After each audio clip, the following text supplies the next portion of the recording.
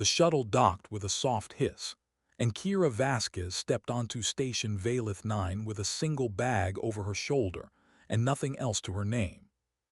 The air tasted different here, filtered, recycled, stripped of everything that made it feel alive.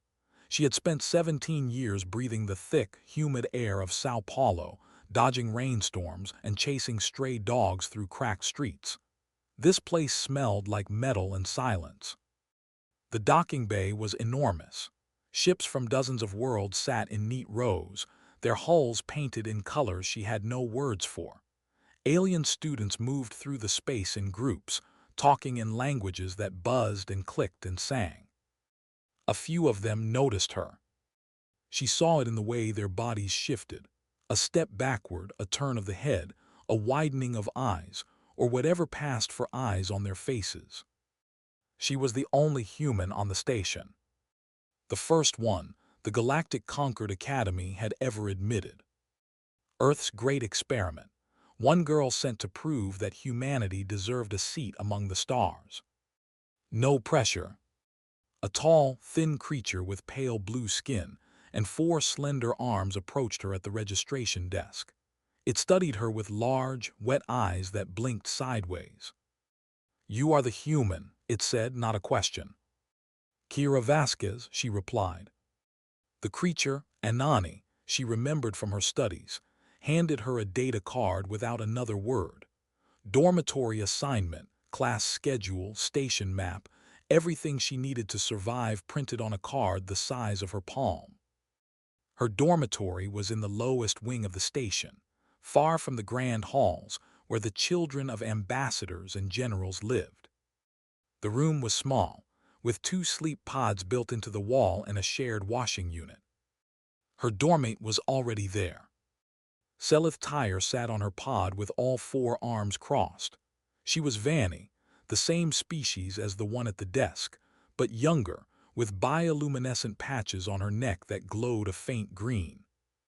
She looked at Kira the way someone might look at a strange insect that had crawled onto their plate.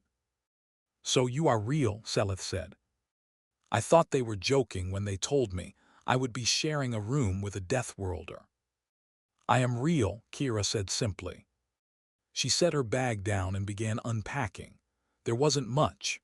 A few clothes, a data pad, a worn leather bracelet, and a small holographic projector. When she activated it, the image flickered to life. A woman in human military armor. Smiling. Tired eyes but strong. Alive, frozen in a moment that no longer existed. Selith watched quietly.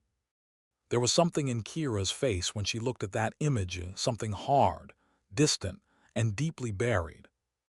Selith decided not to ask.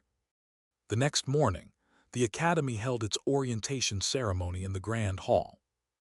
Over 1,000 students sat in curved rows that rose toward the ceiling like the inside of a shell. Kira sat in the back. Around her, students from dozens of species whispered and pointed. A group of tall, insect-like students with armored plates clicked their mandibles and stared at her openly. Others leaned away slightly, as if distance itself was a kind of safety. The academy director stepped forward, ancient, dimly glowing, his voice like slow-moving water. He spoke about excellence, about legacy, about the honor of serving the Galactic Conquered. Then, almost as an afterthought, he added, "This year, we welcome a student from a newly admitted species. The Conquered has decided, in its wisdom, to extend this opportunity. We trust that all students will accommodate this decision." That was it. No name, no welcome. Just accommodate. Kira didn't react. Her face stayed calm, her hands folded neatly in her lap. If the words meant anything to her, she buried it deep, somewhere unreachable. The first week wasn't hard because of the classes. Those she handled. She had spent 2 years preparing, studying alien languages, military history, xenobiology, tactical theory, until exhaustion became normal. No, the hard part was everything else. No one sat next to her in the dining hall. Corridors parted when she walked through them. Once, a tall, armored student deliberately bumped into her shoulder and muttered something that translated roughly to soft flesh. Laughter followed. Sharp, metallic. Kira didn't respond, didn't flinch, didn't even look back. She just kept walking. And that confused them. They expected anger or fear. They got nothing. And nothing was harder to fight than anything. In her free time, Kira explored the station. Not casually, methodically. She memorized corridors, counted steps between junctions, noted exits, security points, environmental systems. Temperature shifts, gravity changes. She watched other students too. Their habits, their patterns, their weaknesses. Like a scientist observing wildlife. It wasn't something she consciously decided to do. It was instinct. On the fifth night, Selith returned to find Kira sitting on her pod, staring at her schedule. The blue glow from the data pod lit her face. "You have combat theory tomorrow," Selith said carefully. "With Instructor Keller." Kira nodded once. "I know." "He is Thani," Selith added. "Highly decorated, he has killed in many wars." "I know who he is," Kira said. Something in her voice made Selith stop speaking. It wasn't fear. It wasn't anger. It was something colder, older. Like stone shaped by time. Kira turned off the data pad and lay back. Above her, the ceiling was blank and silent. Beside her, the holographic image flickered softly. Her mother, still smiling, still alive in that one frozen moment. Kira stared at it for a long time. Tomorrow she would sit in a classroom and listen to the creature who had killed her. She would listen. She would learn. She would remember everything. The Combat Theory Lecture Hall was built like an arena. Rows of seats rose steeply around a central stage, and above it floated a massive holographic display capable of projecting entire battlefields in sharp, glowing detail. 200 students filled the hall. Different species, different strengths, different reputations. All waiting. Instructor Breth Kelzer did not walk onto the stage. He arrived. Massive, over 7 feet tall, his body covered in dark, interlocking kitten plates that clicked softly with every step. His presence alone demanded attention. His throat markings glowed a steady, confident gold. "Welcome," he said, his deep voice filling the arena. "To the only class that matters." Laughter echoed through the hall. He began immediately, projecting battles above them, ships burning, cities falling, armies clashing. He spoke of power, of dominance, of survival. And then of hierarchy. "The galaxy is not equal," Breth said. "Some species are born to lead, others to follow." He praised his own kind, the Thani. Natural armor, superior reflexes, unbreakable will. He dismissed others casually. Some students shifted uncomfortably, none spoke. Then, the hologram changed. A blue-green planet appeared, floating above the stage. "Earth." "Humans," Breth said. The word sounded like something unpleasant. A Class 12 Deathworld species. Hard to kill, yes, like a disease. Laughter. Kira didn't move. The display shifted again. A settlement. Dust steel, defensive walls. Nighttime battle footage flickered into view, explosions, chaos, distant human voices shouting. Kira's eyes locked onto it instantly. She recognized the layout. The tower, the wall, the breach point. Outpost Meridian 7.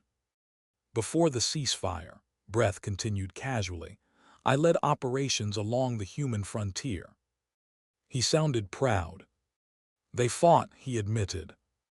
They screamed, they bled, they resisted, but they broke. His throat markings brightened. They always break. The footage continued. Gunfire, fire, shadows moving in panic. Kira's breathing stayed steady. Her hands rested on the desk, perfectly still. Only one thing gave her away. Her knuckles had turned white. I personally led the third assault wave, Breath said. Enjoying it. Their soldiers were brave, in the way small animals are brave when cornered. More laughter. But bravery does not matter when you are soft. He raised his armored hand. I still carry their dents as decoration. Silence from Kira. Nothing on her face. Nothing in her eyes. Then Breath pointed directly at her. Our visiting specimen, he said. Stand up. Kira stood. Slow, controlled.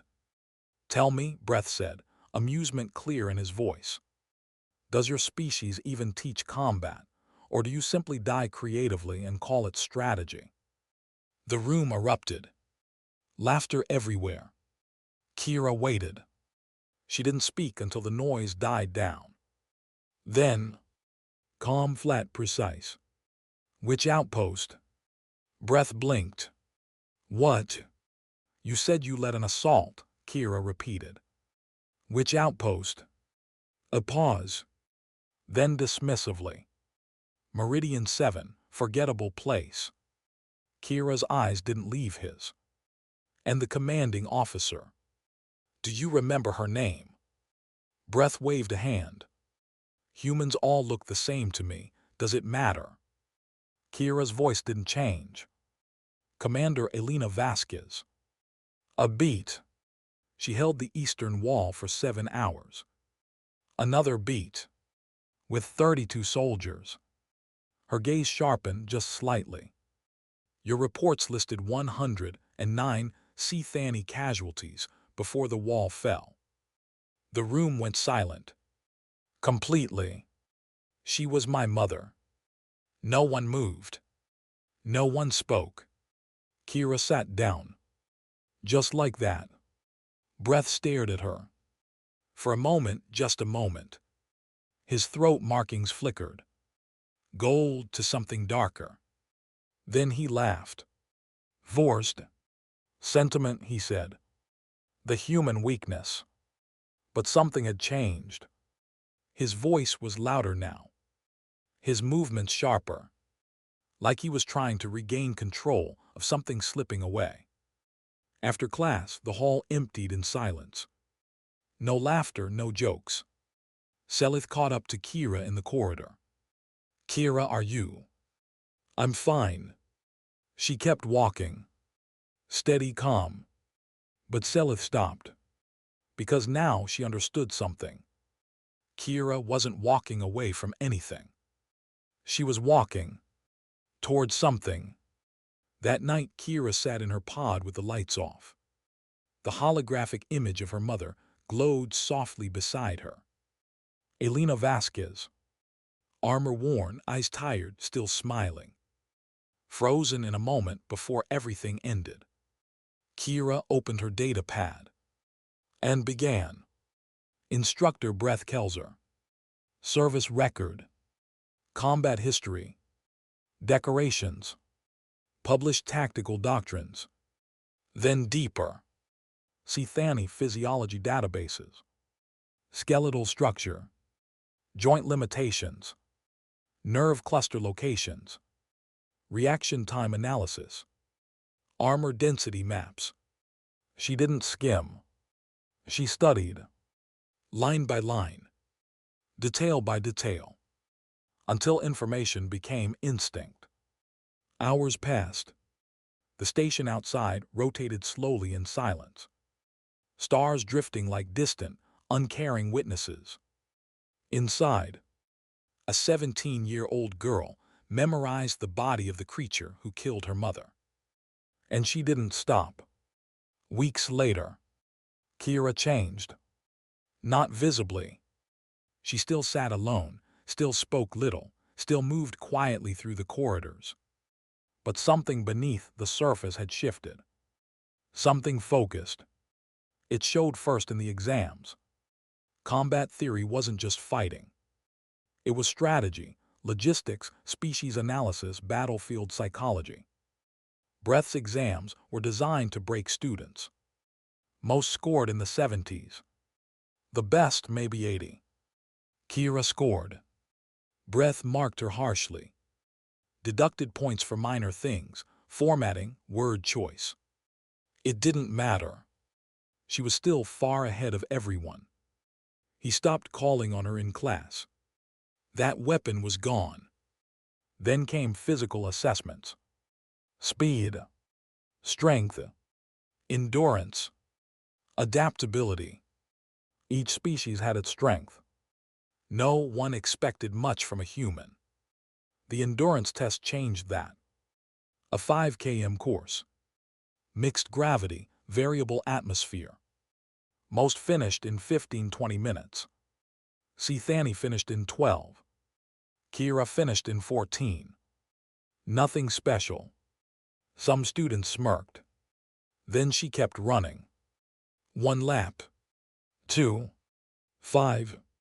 10. 2 hours later. She was still running. Breathing steady. Heart controlled. Sweat cooling her body efficiently. The instructor had to stop her. The Thani weren't laughing anymore. Strength tests. She matched mid-tier heavy species. Impossible for her size. Environmental simulations. Low oxygen, high radiation, toxic atmospheres.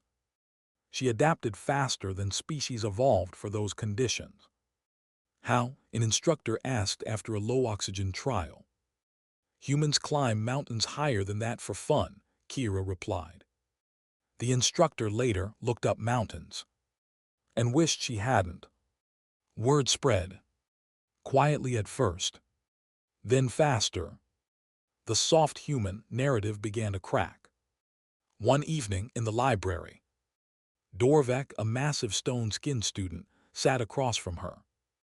I read about your species, he said slowly. Something called persistence hunting. Kira looked up. It's real. You chase prey not by speed, but by not stopping. Yes. Dorvek was silent. Then, that is the most terrifying thing I have ever heard. Kira almost smiled. We are very patient, she said. Selith's curiosity grew too. She asked about Earth. Carefully, Kira told her everything. Oceans filled with creatures large enough to swallow ships. Storms that erased cities. Freezing winters. Burning deserts.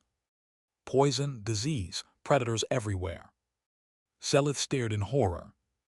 Your planet is trying to kill you every day. Yes, Kira said. That's why we are the way we are. Meanwhile, Breath Kelzer was losing control. The human girl was supposed to be weak. A joke. A demonstration piece. Instead, she was dismantling his authority. Piece by piece. He pushed harder. Gave her impossible scenarios. She solved them. Assigned excessive work. She completed it. Criticized her form publicly. She corrected it by the next session. But the worst part, she never reacted. No anger. No fear. No pride. Nothing. Like staring into deep water and seeing no bottom. The breaking point came during the semester's live tactical simulation. It was the Academy's most important exercise. A full-scale war game. Teams, objectives, strategy, survival. Breath assigned the teams himself. And he made sure Kira got the worst one. 3 underperforming students. 1 quiet, non-combat-focused Goreth. Weakest starting position. Worst terrain. Impossible objective. Everyone knew what this was. A setup. The simulation began at dawn. Expected duration, 8 hours. It lasted 19. Kira didn't attack, didn't rush the objective, didn't play the game the way it was designed. She moved, constantly, changing direction, avoiding contact, setting false trails, using terrain, using time. Her team ate while walking, rested in short shifts, never stopped. Other teams did what they were supposed to do. They hunted her. For hours, the strongest team, led by Thani, pushed aggressively. They were fast, efficient, dominant. At first, by hour 10, they slowed. By hour 14, they were exhausted. By hour 17, they made mistakes. At hour 19, they surrendered. Kira's team had won, without ever fighting directly. The academy buzzed for days. Students talk. Instructors analyzed. Officials noticed. Breath noticed too, but not with pride. With anger. He cornered her in a corridor, his massive form blocking the path, throat markings glowing red. "You think you proved something," he said quietly. "You proved nothing. A simulation is not war." Kira looked up at him. Calm, unmoving. "I know exactly what you have done," she said. Then she stepped past him and walked away. For the first time in years, Breath felt something unfamiliar. Doubt. The demonstration. Every semester, the academy held a combat demonstration. A grand event. Thousands of spectators. Students, officials, military leaders. Breath Kelzer was always the highlight. 9 years in a row. This time, he changed the format. Cross-species combat superiority, he announced. Any student may volunteer. Everyone understood. He was calling her out. The night before, Selith watched Kira stretch. Slow, controlled. Unnatural flexibility. "You cannot do this," Selith said. "He can use full force. You could be seriously injured." "I know the rules," Kira replied. "He's heavier, stronger, faster, more experienced." "I know all of that too." Selith's voice sharpened. "Then why?" Kira stopped, looked at her, and explained. His vision delay. His joint stiffness below 18 degrees C. His nerve clusters. His habits. His patterns. His weaknesses. Every detail. "I have been ready for 6 weeks, she said. Dorvac, standing in the doorway, whispered. Persistence predator. The arena. 3,000 spectators. Silence heavy in the air. Breath entered first. Confident. Dominant. Untouchable. Then, Kira. No armor. No protection. Just a simple uniform. Small. Almost fragile. The crowd murmured. "Begin." Breath attacked instantly. A powerful charge. His signature move. Kira wasn't there. She moved low. Vast. Below his tracking range. He missed. Again.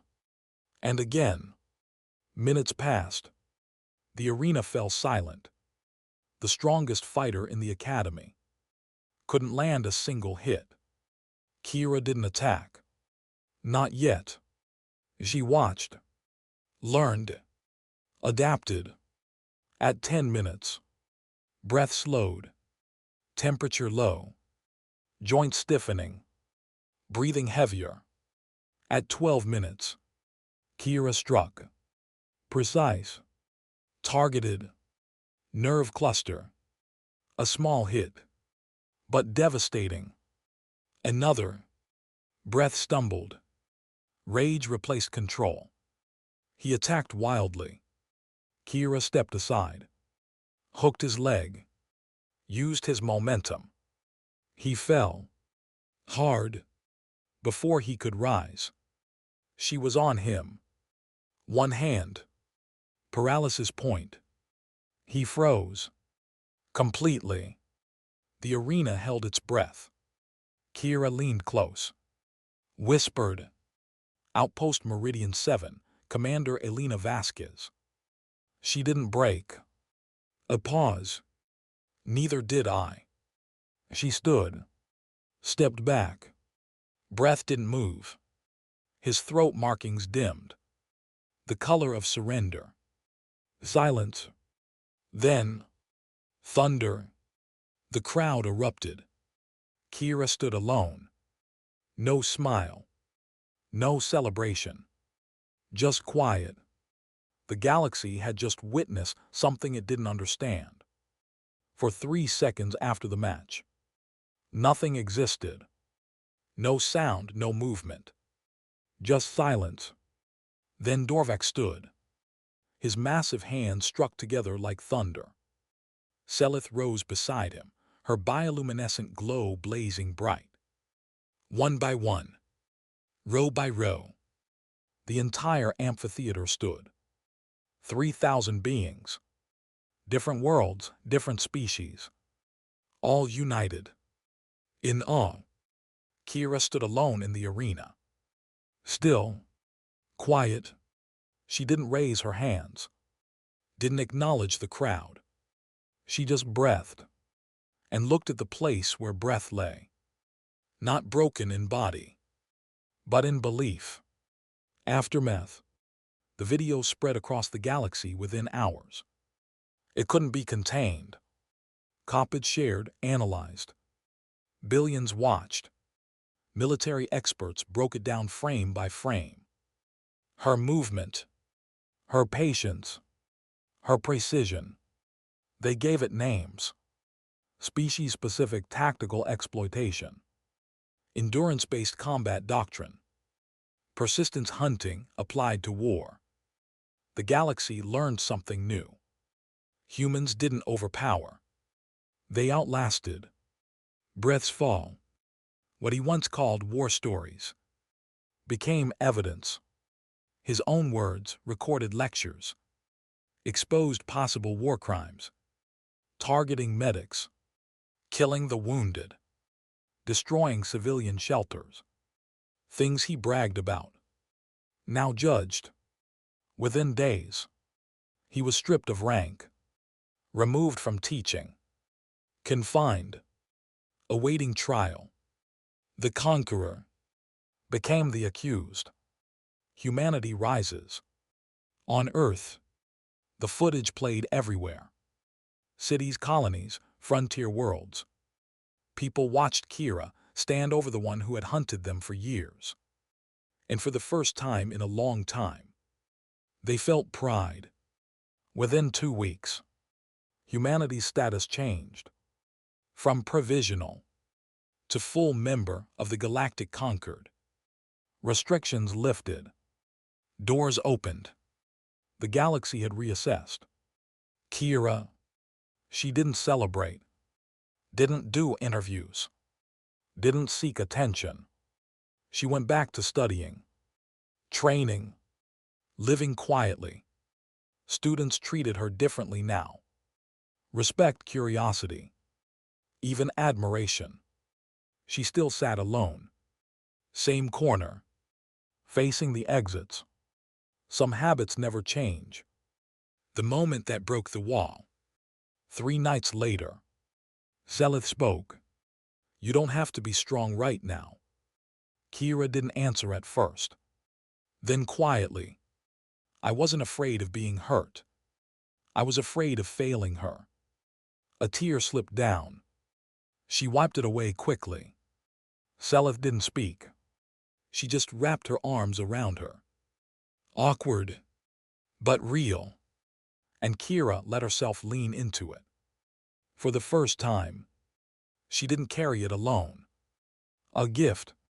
Dorvac came the next day, holding a small stone. A memory stone, he said. My people give these to family. Kira took it. One word carved into it. Endure. She smiled. Small. Tired. Real. New beginning. Next semester, 14 new human students arrived. This time, no one stepped aside in fear. Kira met them at the entrance, handed them their data cards. Welcome, she said. You'll do well here.